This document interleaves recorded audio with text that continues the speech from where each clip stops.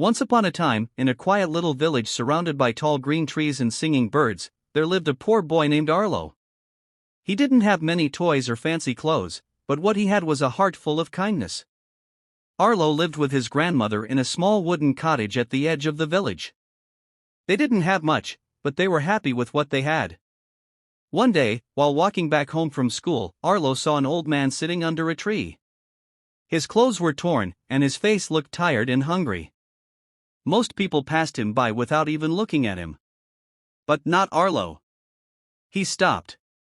"Sir, are you okay?" Arlo asked gently. The old man looked up slowly and gave a weak smile. "I haven't eaten anything all day, son.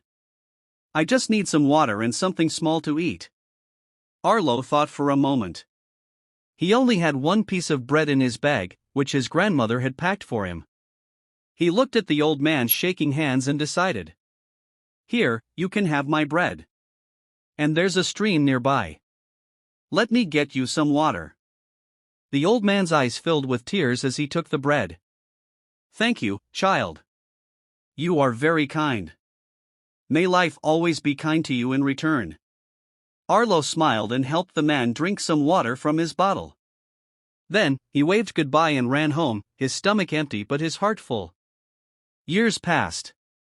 Arlo grew up and moved to the city.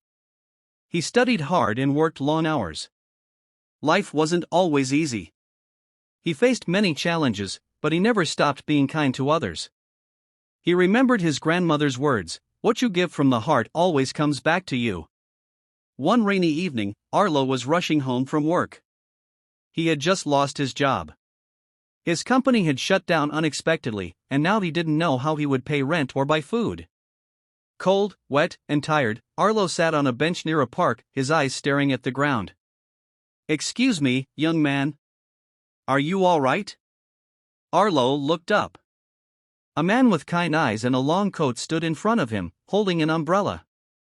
I just lost my job. I don't know what to do next," Arlo said quietly. The man nodded slowly. "Come with me. Let's get you something warm to eat. Then we'll talk." Too tired to argue, Arlo followed him. They sat in a small cozy cafe where the man ordered food and tea. As Arlo began to eat, the man looked closely at him. "You don't remember me, do you?"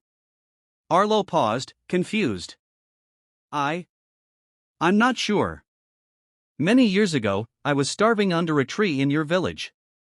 You gave me your only piece of bread and helped me drink water. That kindness saved my life. I never forgot it." Arlo's eyes widened. You're that old man?" The man smiled. "Yes. After that day, a farmer helped me find work. I worked hard and built a small business. Now I help others the way you once helped me."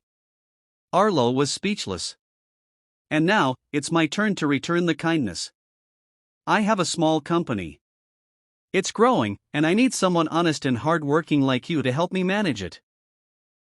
Arlo couldn't believe his ears. In one moment, everything had changed. That night, Arlo looked up at the sky and whispered, "Thank you." And somewhere in the clouds, the stars twinkled a little brighter. Kindness, once given, always finds a way back. No act of kindness is ever wasted. Whether it's a smile, a helping hand, or a piece of bread, what you give out to the world comes back to you in ways you never expect.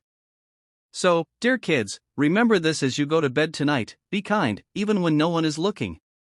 Be kind, even when you don't have much. Because kindness is a magical seed. And when you plant it, it grows into something beautiful.